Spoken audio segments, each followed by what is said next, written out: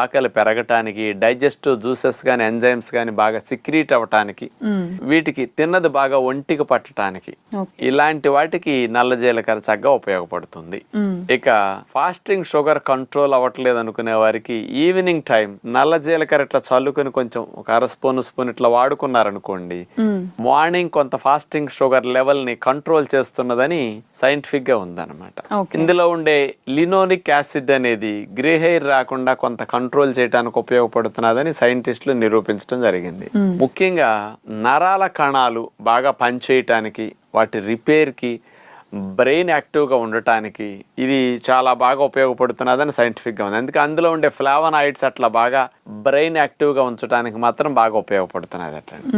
anti fungal, anti bacterial properties బాగా ఎక్కువ ఉండటం వల్ల తలలో దాడి చేసే బ్యాక్టీరియా, ఫంగస్, క్రిముల యొక్క దాడి నుంచి ఈ నల్ల జీలకర్ర